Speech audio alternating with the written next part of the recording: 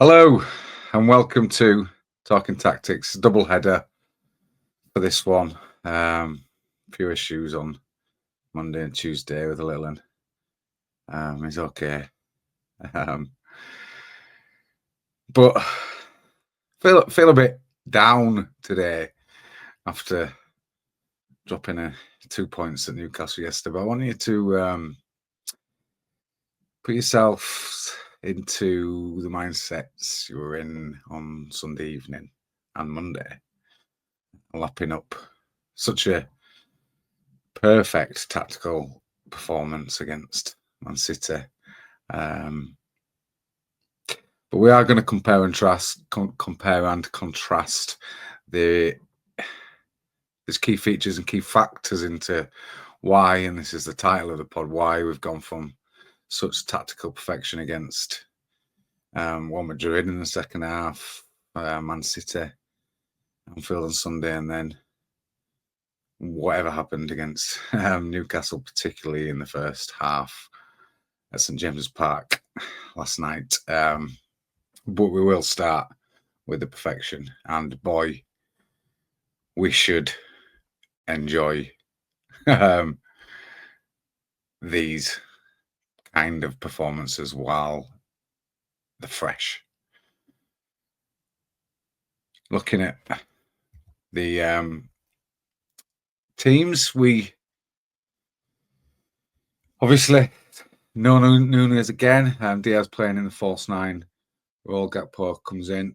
Trent back in, thankfully, after the Bradley injury in Europe. Gomez was picked at centre half, and we played Szoboszlai instead of Jones. Some people would disagree with that, and this is the injury-ravaged, injury crisis Man City team. Yeah, I'll let you decide on that. I'm not sure if Ederson had a knock. I'm not convinced he did. But they went with Ortega. Persisted with the captain, but no Gvardiol, which was a strange one. And again, yes, they've got Nunez as a left, kind of a left wide forward or winger there, but he didn't really play as that. He was more dropping into midfield at times, as was Bernardo Silva. I guess they tried to pack the middle, but as we'll come on to, they definitely didn't. And there's some general points that we're going to go through. Obviously, it's statement performance, and it put us 9 points ahead of Arsenal and Chelsea in early December, crucially 11, I think, ahead of Man City. A lot of people are now writing Man City off. I think you're crazy. Obviously, without Rodri, they're a lot weaker. But they did win last night, and we have seen what they can do after Christmas. And we've also seen what Arsenal and Chelsea can do, which is usually drop off. It does give us arguably the best start. It's definitely the best start by a new manager at Liverpool, but one of, if not the best start by any new manager for any team. We've just been through the Liverpool changes there. And the key tactical things. Our right half space. And definitely last season, but even when Szoboszlai and Gravenberch weren't here, that space in some of our best performances was absolutely vital. With Trent, Salah, it was Henderson, it's been Elliott, it's been Firmino used to drop. It's vital. And when it clicks, we are ridiculously good. How we got it to click in this game is another factor. It's the brilliant players, the switches of play from Trent, that long ball, obviously for the opening goal. But I think this was our highest rate of long ball passes as well. And also, we pressed in a really clever way. It was a medium high, but there were certain triggers. Sometimes it was Walker, sometimes it was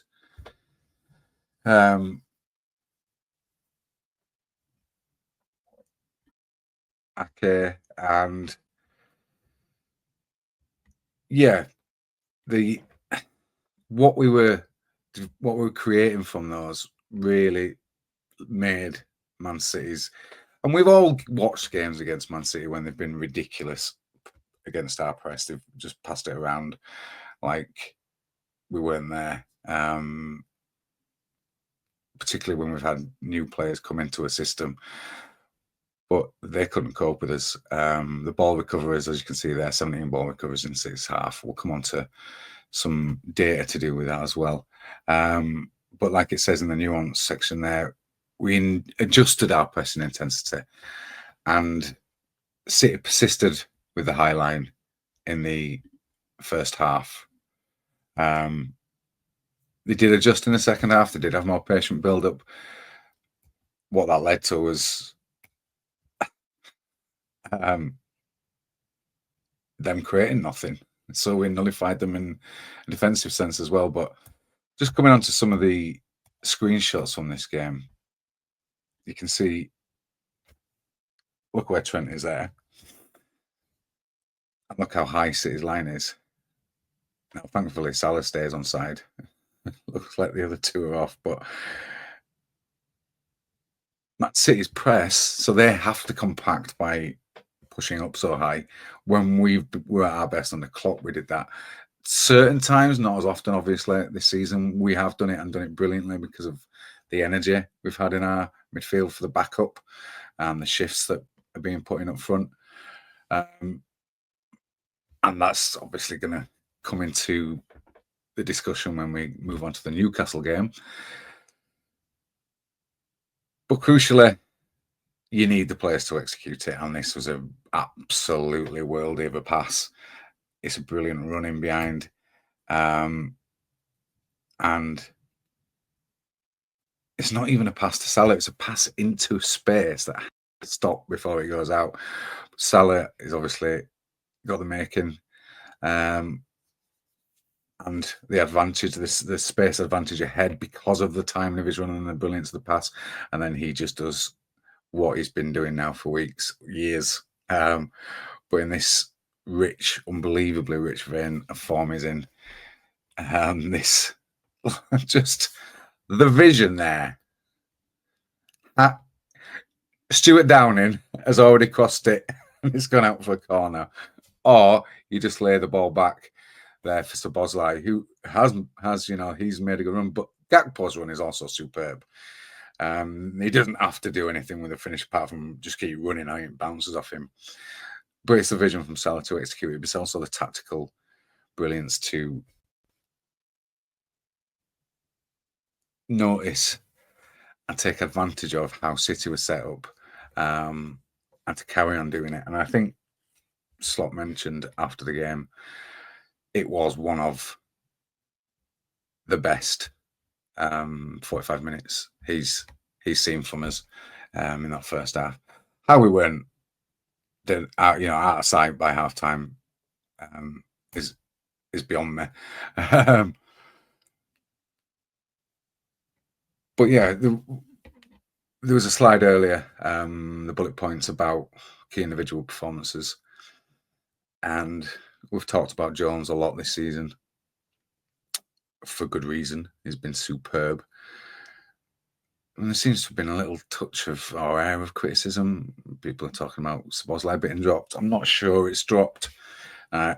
We have to rotate with the minutes that are being played in midfield from our players, and as a lot of people don't do, they don't include international minutes. Obviously, Bundish is brilliant at his fatigue index, analysing our minutes, and he's been saying for weeks now how difficult this period was going to be, how many of our key players this season, and you've got Gravenberch, who's up there in the top 3 for player of the season in all teams, along with Mo. But Szoboszlai in this game was ridiculously good. And yes, it's a 4-2-3-1 in essence, but it's very different on and off the ball. Szoboszlai is not playing a 10 role. Sometimes he's in a 10 position, but he's playing it. Sometimes he's an 8. Sometimes he overlaps and Salah underlaps. Sometimes he comes and picks the ball off centre-backs. It's not bad to have with 3 midfielders all doing very different roles at different times, depending on what's needed. And it's been a key factor in our success. But you can see here, taking the ball off Szoboszlai. And like with the opening goal, it's just another example of it. City have committed 6, and there's one player just off screen there. So they're going man for man, or they're trying to overload on the ball receiver, who's got his back to play, but he takes it under pressure and gets the ball out of it. And this is, if we're looking at the danger zone losses in this game, we did concede 2 that led to a shot. It's going to happen. And City do press well, but 9 led to a shot for us. It's huge. It's pressing when it was needed to be. Moving back onto the individual performances, there's some other things on Szoboszlai bullet points. Obviously, his intelligent pressing and most aggressive passes. And then we touched on Trent's creation, Trent's out ball, out of possession defensive contributions. Gravenberch was unbelievable as well. Look at Van Dijk, captain's example there. 18 defensive actions, most interceptions and defensive aerial challenges. And again, it's a compare and contrast with the Newcastle game. I thought Gomez was brilliant, genuinely superb against City, defensively, on the ball, off the ball, reading of the game, positional discipline. Robertson looked back to his best, progressing the ball forward, running with it, accurate passing, disciplined, not giving away penalties.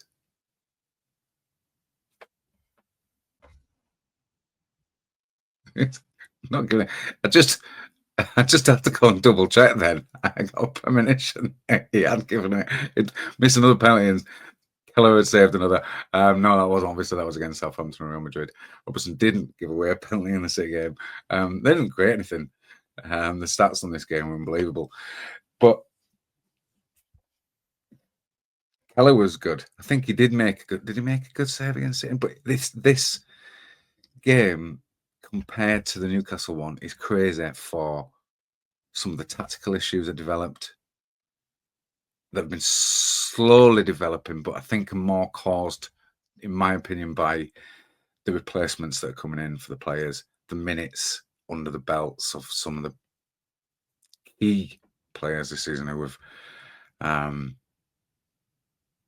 just can't keep up that level of intensity. You can't play against a tough away game against, I know, the bottom of the league, but when we analyse the game, they have plenty of any teams in Europe, and this is teams that aren't in Europe, and this is a similar context to the Newcastle match. They've played at least 5 fewer matches, and there's more, sometimes more if they've gone out in the Carabao Cup earlier. That's as well as the extra rest that Newcastle had. All these affect your tactics. You can't just bring in exact like for like replacements. Thankfully, I know Bradley's not like for like, but he's got a lot of the same attributes, energy, physical capabilities, and defensive that Trent's got. He's played right back all his life. When you bring in a centre back, a young centre back, and ask him to perform in that same role, we can't. it's going to affect the tactics. Not only is it going to affect the tactics, your opposition are going to target what they perceive to be your weak areas, and they did. But sticking with this one, it doesn't. I watched some of City's defeats recently, and I'm finding it difficult to decide whether whether we were that brilliant against Man City, or it's their struggles that we just absolutely ruthlessly took advantage of. I think it's possibly more of the latter, because they are a different team without Rodri. A completely different side. The midfield looks porous.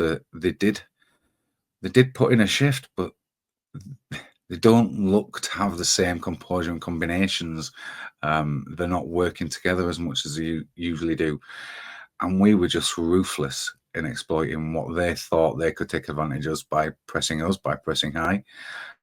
And we just relentlessly took advantage of them. And the stats from this game to do this to City is arguably one of our. Let's start with the shot list to just show you how dominant we were.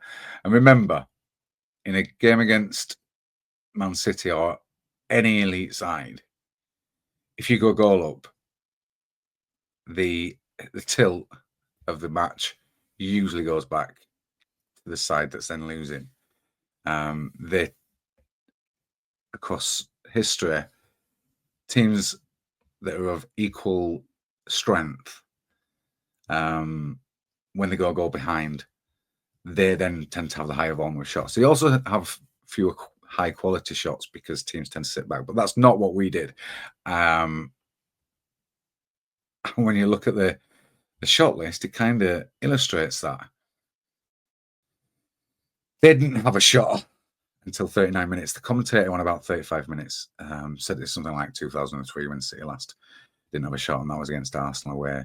Their first was Rico Lewis with the right foot shot that went wide, and we were already a goal up after 12. So we went a goal up and then controlled the game brilliantly until, well,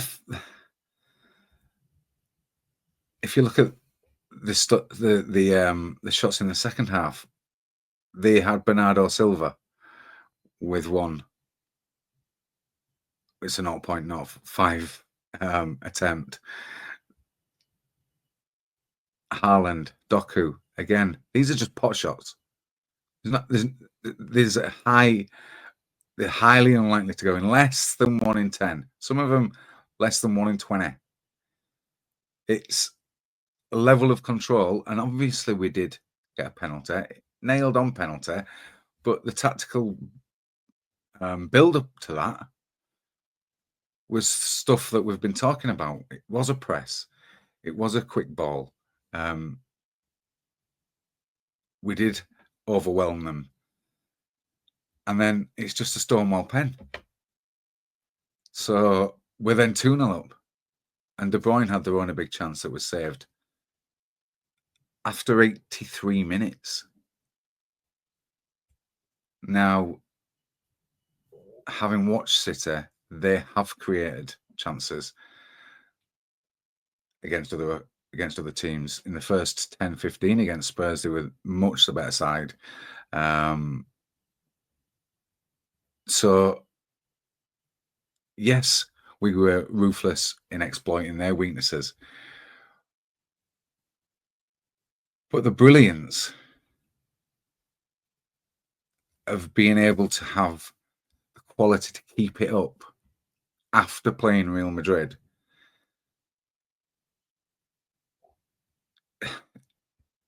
and winning and making that 18 out of 20 wins this season,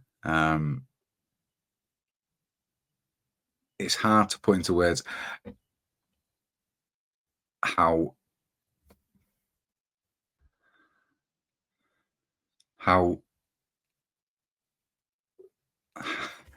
how infrequent you see a stats profile like that against in a Liverpool Man City game. It's I think we had a half in the Champions League, the Oxlade-Chamberlain one. But just look at that. Nearly half of their XG came with 7 minutes to go when they were 2-0 down. Their only big chance. We played them off the park from start to finish. The game should have been put to bed by half time. We didn't panic. We let them control the ball at times, but we've created 2.8 non-penalty XG against Man City, 2.3 of that in open play. How Van Dijk doesn't score in this game, but he does have twice the XG of Haaland. So much of it is the tactical, and I mentioned it in the Real Madrid game, it's the tactical weapons we seem to have this season.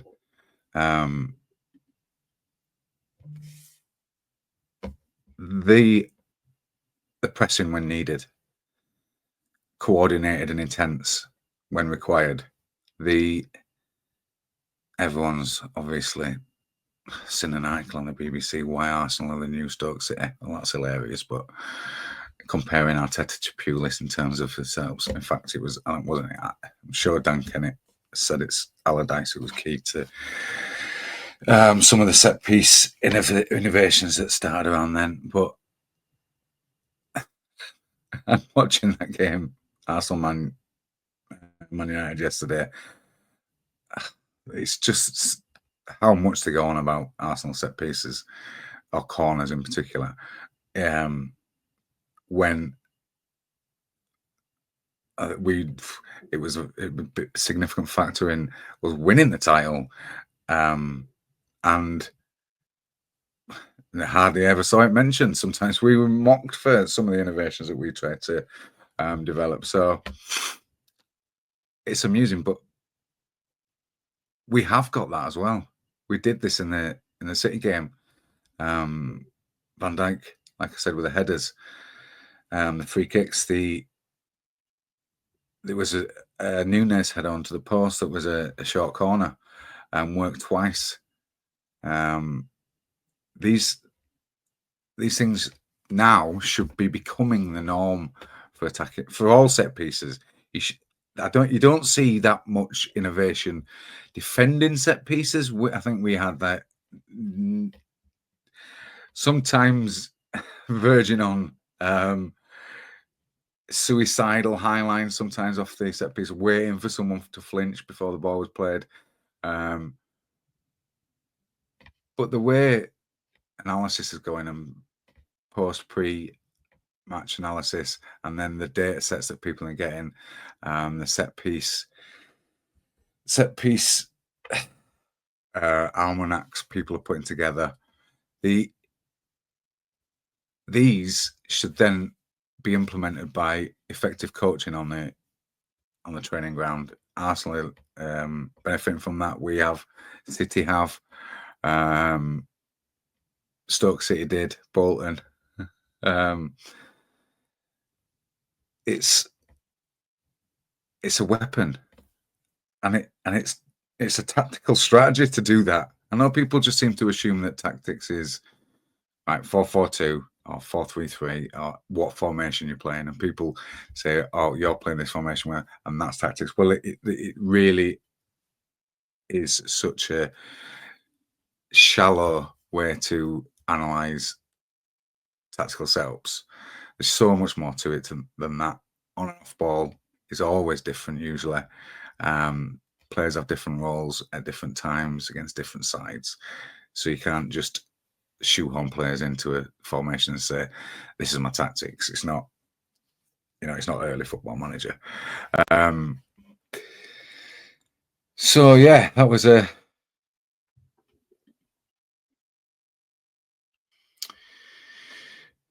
So yeah, that was a incredible performance against Man City. And just again to contrast from the Southampton game, and to an extent the Madrid one, there's more connections in this one for us. I hate it when wearing blue as well, but there's more connections in this game going through Szoboszlai to Salah with that triangle between Salah, Trent, and Szoboszlai, and there's also Gravenberch getting involved in that feeding Dom. There are no connections between Gakpo and Díaz, but they're doing the role that Salah did against Southampton, where because we were focusing down the left, he was constantly causing that side of the defense to just pull out a little bit, just create pockets of space. And the other tactical weapon of many, which I'm going to do a focused podcast on, is those little gaps that you leave when you've got players capable of making late runs, and you have to have the physical attributes to do that. Henderson at his best did. Fabinho wasn't ever given that role. We've got Mac, Jones, and Szoboszlai, and even Grav putting progressive yards in with the ball and on the ball, dribbling. It's a brilliant place to be in for midfield. Yes, we haven't. We could have, should have. Whatever your position is on that, have another body in there, and it's an issue that we're not using. Endo, maybe we'll see him in the derby because the minutes are piling up on the 4 that we have been rotating. But regardless of that, the on-field performances by them have been outstanding. As you can see there, you've got Szoboszlai with a contribution. You've got the highlighting of Van Dijk with Haaland. And for Trent, Robertson, Szoboszlai, Van Dijk, Gakpo, and Salah to have more XG than Liverpool, than Haaland against Man City, will never get old and will always be funny to reference. Unfortunately, we have to move on to the Newcastle game. The mood is going to drop, and certain issues did develop in this match that could either cause us problems, or if players don't come back, really affect some of our results before the window opens. And so we move on to the Newcastle game. These are the lineups. Obviously, as discussed at the start of the pod. And I think it's a sensible decision, not playing Trent twice in 4 days after the injury that he had. So Quanta came in at right back. Gomez stayed where he was. Jones returned for Szoboszlai, and Núñez was up front with Gakpo left and Salah right. Newcastle set up with the incredibly prolific Isak up front, especially at St James's Park. They were saying it's something like 21 goals in his last 30 appearances there. So you can see why other bigger sides like Barca are sniffing around. Anthony Gordon, who we obviously were linked with, started on the left, and Jacob Murphy on the right with the brilliant Bruno Guimaraes in midfield alongside Tonali and Joe Linton, who constantly manages to impress me with his convert from centre forward. Eddie Howe, 1 win against us, I think, in 20 matches in his managerial career. Bournemouth, that was. So Yeah, the key overview of this match: drop points for the first time since October the 27th.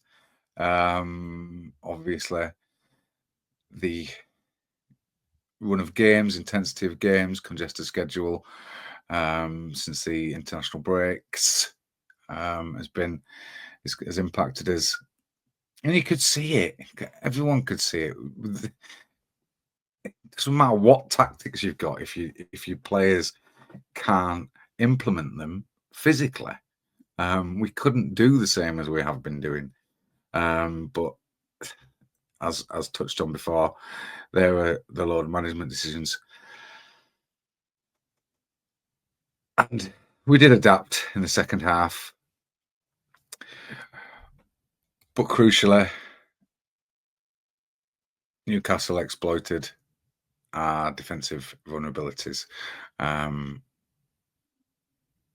right side weakness with Kwanzaa and Gomez made Van Dijk come across. And then that helped to isolate Robertson, which Murphy took advantage of. And Gravenberch at one point in this first half that we'll come on to.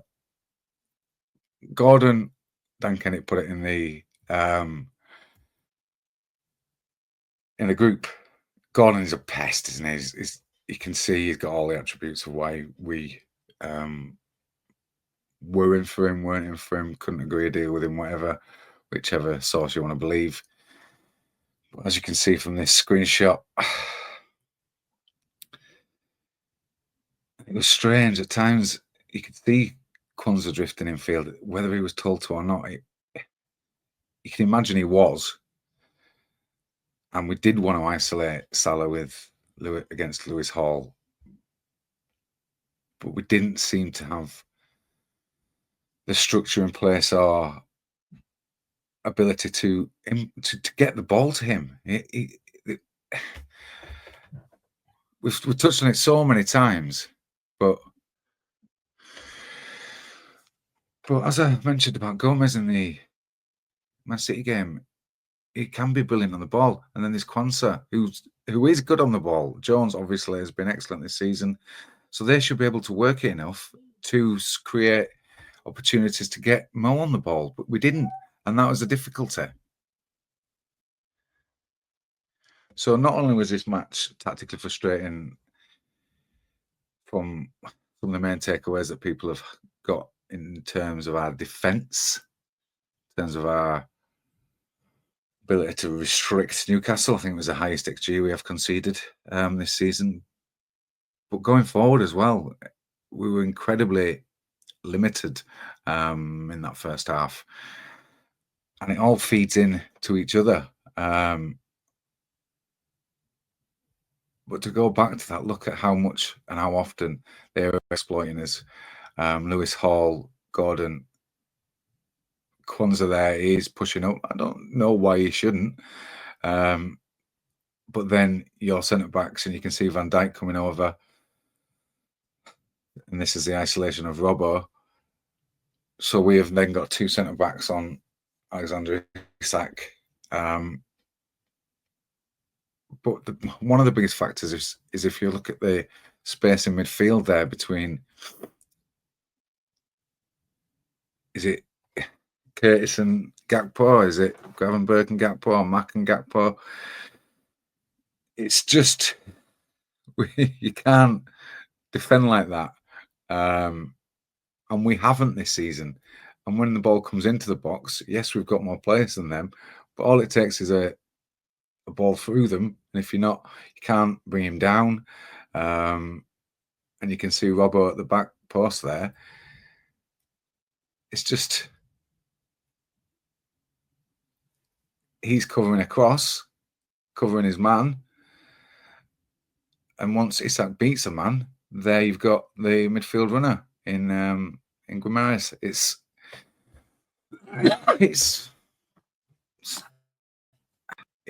a frustration because we haven't seen it a lot this season. From from the same players, this to me is a physical thing. Yes, tactically, they target our weak area because we've got players who aren't capable of doing what others have done. But there's an argument about the defensive comparisons between Gomez and Quansah. And we saw Gomez in the Man City game. We saw Quansah last season. They both can and have defended well. But in this game, they looked. I don't know if it was the Quansah factor on Gomez, but Gomez wasn't composed on the ball. There was 2 defensive errors that led to shots. I think we had as many defensive errors in this match as we've had this season, all season. There's your context. Fatigue affects composure, concentration. It affects how you react to situations when you're under pressure. It's a key factor. It was a key factor in watching this first half. We were giving away fouls. Players were getting booked, which then stops them from committing 100% sometimes in tackles. And Newcastle did this a few times. Now, in fairness, this was the only chance I thought they created in that first half before the goal. But you can see there with the brilliant, and the screenshots are from XFB and the Cube website. If you want to go and subscribe to them, it's superb. And Mark's article goes up for us. But look at that. That's the issue. That's how often they were creating chances in our left space. It was a huge issue. So, and in a complete contrast with City is stark there. Newcastle had the Gravenberch shot that we've just outlined, then the goal, which played through our midfield. Van Dijk doesn't quite read what Isak's going to do, gets turned, and Kelleher probably should be saving that, even though it was a superb shot. I wasn't too harsh on him with that one.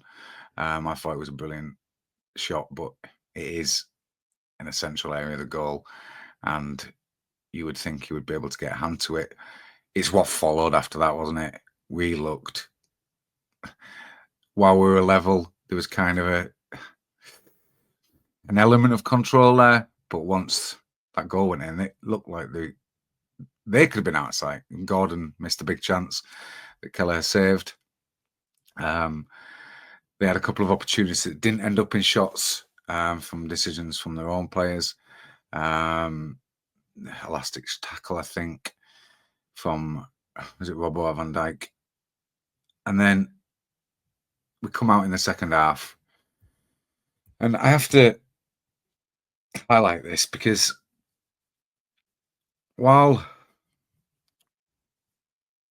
there's a lot of downheartedness, if you look at the stats from the game, both sides had nearly 2 XG, very even in shots. They edged the shots on target 6-5, and both sides had 4 big chances. We missed 3. They missed 2. It couldn't get more even. So it's harsh to be critical. Too critical, but we'll come on to reasons why maybe you should. Anyway, we came out in the second half, and it was like someone had flicked a switch.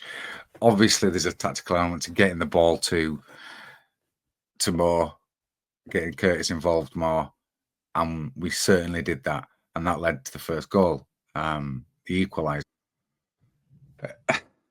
You've got to say it's absolutely superb finish. Maybe a slight deflection. I'm not too sure. It's said that on the FBref shot list, but Salah, brilliant. Such a weighted pass. Another assist for him. And then a brilliant finish. But you could see what Newcastle were doing. You could see the issues that they were still causing us until Trent came on. Gordon got the second for Newcastle. Again, Isak and Gordon working that left half space. And Kelleher was at fault, in my opinion, for this. I'm not a big fan of Alisson would have saved it. And while we're on that, we could go to the stats this season, and you might be right. But Alisson has made mistakes in goal, has let in shots that you wouldn't expect him to. What he hasn't done, I don't think, is make 3 in one game. What could have potentially been 4 when he rushed out to Jacob Murphy, who dinked it over and went just past the post. Was that Kelleher's good goalkeeping to put him off? Or was it bad goalkeeping to commit like that and the player should have finished it? Whatever your view is there were still tactical elements to that chance being created. Players getting dribbled past easily in midfield. There was another one with Grav where Gordon just drifted past him. He looked tired. He came off in the triple substitution when Trent came on with Dom and Diaz. So the manager clearly noticed it as well. But once Trent came on, we looked, I thought, well, once those 3 came on, we seemed to have a perk up in energy. Moore seemed to take it upon himself to just say, right, I'm going to just do this with you, Trent, me and you, mate. Let's go. And he put on, and sometimes, yes, there's the tactical elements of finding him, getting the ball to him, Newcastle dropping off, maybe tiring themselves because of the concentration that you have to have against us. We just put on a masterclass, an absolute masterclass in attacking effective football. The one where he hits the bar is unbelievable. And yes, I've hardly mentioned him so far, and that's probably because he was one of, if not the worst player on the pitch, and that's Darwin Núñez. It's hard to say that with Gomez's on-ball performances and Kelleher's mistakes. But Núñez can put in all the running he likes. You can't score 3 in 27 in his previous 3 from his previous 27. And play up front for Liverpool when you're not Bobby Firmino. I'm not sure he had streaks like that, but maybe he did. Come on, Darwin. There's so many fans that love you. There's lots that don't, but you've got everything apart from composure. Because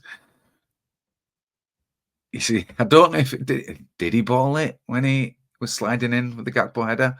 Gakpo probably should have scored himself, but it seems like he just slightly pulled out. I find him such a difficult one to analyse, and I'll let others do it. I've tried. I don't know how you manage him either. But one player you kind of don't need to manage. Many will say all you need to do is just offer him a new contract. Is a brilliance of Mo Salah. He just looked. It was just beating players. The skills, the anticipation for the Jones one, the control for the third goal is off the scale. The finish for the second, control and turning the box, players around him. There aren't words. Is getting close, if not already for some, but he is getting close to being the best Liverpool player, certainly of the Premier League era. I can only really comment on that for us. That would be a fun debate with Simon Bundish and someone who thinks Gerrard is. But that's for another time. Yes, so we are 3-2 up. The tactics, the substitutions, the manager has an impact. There's some penalty shouts. I thought maybe they could have had one and we could have had one. I'm not bothered if the rest consistent. The one thing he wasn't consistent was with yellow cards. Joe Linton was allowed to foul everyone and seemingly not get one.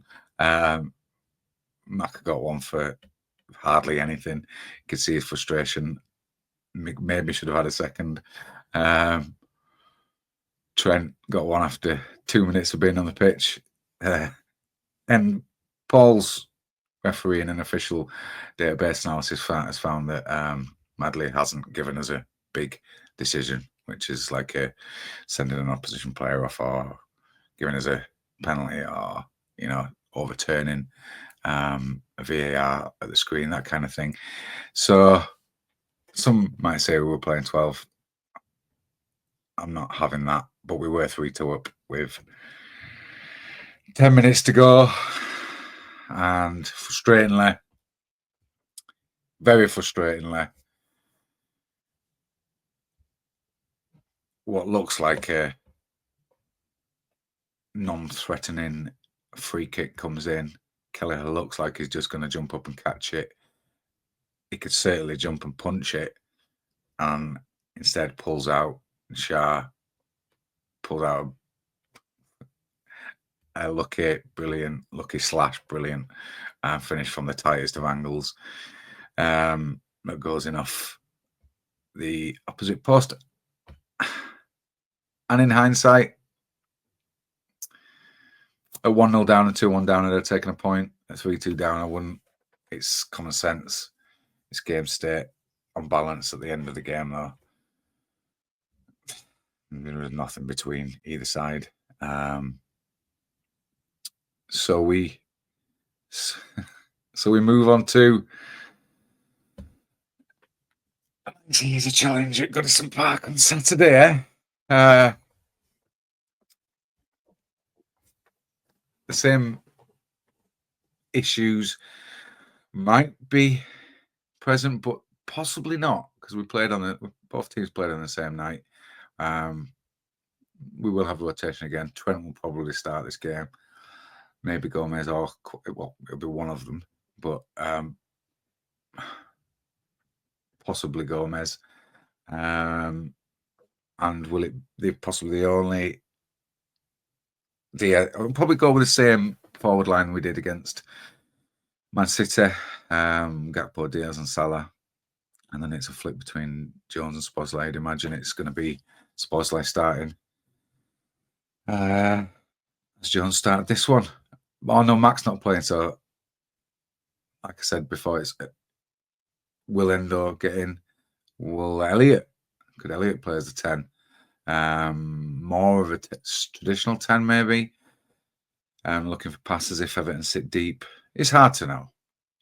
One thing that will be a factor is set pieces. Another thing will be the referee, the intensity of the challenges.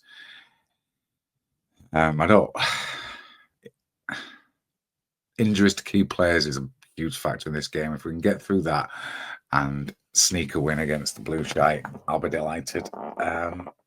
And then I think we've got a little period where there could be more rotation. But yeah, like I said at the start, I feel a little bit deflated. What's in it now? Is it 7 points? Yeah, with Arsenal and Chelsea who both won. Arsenal, Chelsea, and City ones, which adds to it, doesn't it? Had any or all of those drop points as well, we wouldn't be that bothered. But as it is, we're only 7 points clear at the top of the Premier League, so we would have taken that at the start of the season. Perspective.